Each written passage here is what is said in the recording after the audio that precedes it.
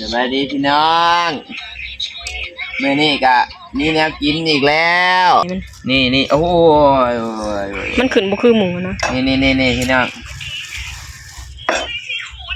ก้อยกระป๋อมเหมือนเปิดตัวนั้นนะอันนี้ก้อยกระป๋อมพี่น้องเอาก้อยกระป๋อมมาแต่ไสล่ะเอากระป๋อมมาใส่เสิร์ฟซื้อมาเนาะเด็กพ่อใหญ่เสิร์ฟซื้อมาแต่ใส่ไม่เสิร์ฟว่าเฮ็ดก้อยกระป๋อมให้กินแนวแล่นลงไปซื้ออะส่งไปส่งแล้วบ่เนี่ยเราขึ้นมากินเราขึ้นมาน่ะมึงแล่นลงไปซื้อเอาแล่นลงไปเอาน้ำพ่อใหญ่มาเฮ็ดเนาะแม่เราก็ใส่ข้าวหวานมันมืดเอามาส่งพอแน่บอกมือช้ามากไอ้จันกินคนเดียวกูมืดนะบ่แซ่บอย่างที่ขอบลุงหันอิดบังคับความลูกแต่ยังน้อยมันกินทุกอย่างบังคับแม่นหัวมันได้นี่โอ้ยจะเคยกินบ่เจ็บเจ้ย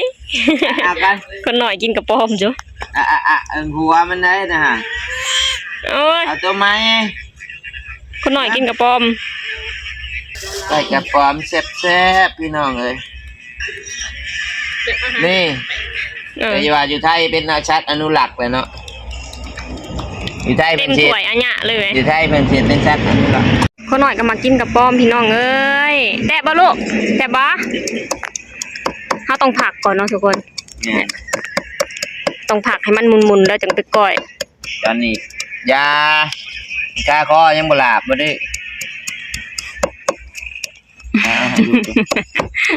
เจ้าบ่เคยเห็นเจ้าคืออยากมันนะลูกบ่แต่เกิดมาล่ะฮะก็เคยเห็นนี่ได้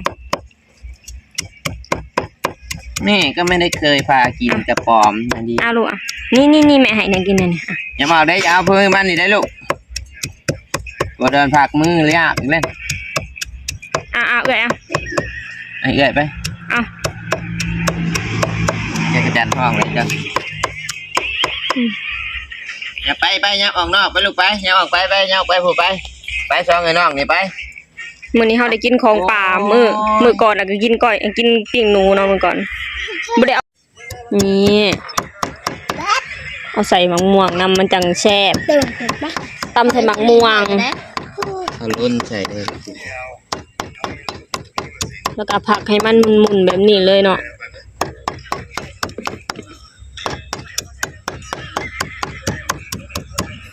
โทษบ่รับโทรศัพท์หาลูกมันแล้วเลยเด้อนี่ก้อยกระป๋อมเฮาอันนี้ก็คือใส่มะม่วงกระซ้อน้อยเนาะใส่พริกบ่หลายปานใดเนาะพี่น้องเพราะว่ายันพ่อใหญ่เสือกินพริกบ่ได้นะชิมกันครับ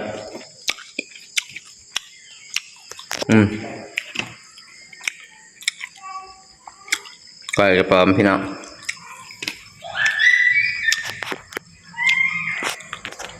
จะประมาณนี้เด้อเอามาปิ้งมันหอมมันก็มาหลักผักแล้วกันย่ำมะม่วงน้อยเนาะกะขาล้นคนมาครบคนใส่กันเนาะคนใส่กันแล้วก็ทักบัวหัวหอมลงตบขวดมาพริกลงน้ำปลาแดกหน่อยหนึ่งพี่น้องเลย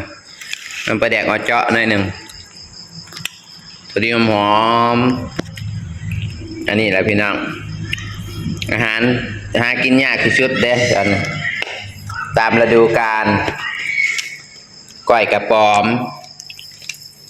แล้วก็ยังมีสุปมื้อหน้าสิสุปไก่หมดแดงเนาะสุปไก่หมดแดงนี่อาหารชั้นสูงเลยเด้อพี่น้องไก่มดแดงแล้วก็แมงแคงพี่น้องที่ประเทศลาวตอนนี้จักรจันทร์เนาะนี่เฮาก็สิไปซุ่มลุ่มหม่องนะเนาะหม่องซุ่มลุ่มเฮามื้อนี้ก็ซุ่มนุ่มตามเคยใจไปนี่ก้อยกระป๋อมก้อยกระป๋อมอันนี้ทอดไข่มาเด้อพี่น้องกินแซวแมวโพงอีกแล้วครับกินเขาพร้อมหนาพร้อมตา กินได้แบบ หน้าบ้านเนาะ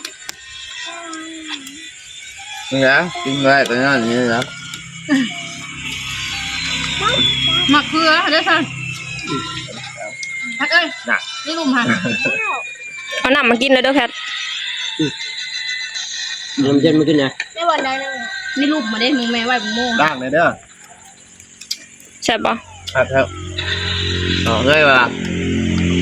กินแล้วลืมคนเห็ดมาได้เป็นว่าไร กูลืมเนาะ เป็นไงแซ่บไหนแซ่บไรเห็นได้ที่ป้อนลูกเขาได้แบบนี้บายบายเป็ด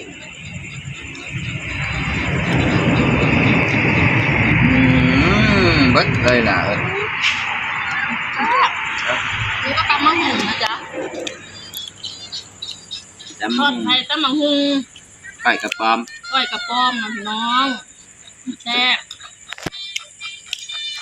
เนี่ยชงลูกเนี่ย แซ่บเลยนี่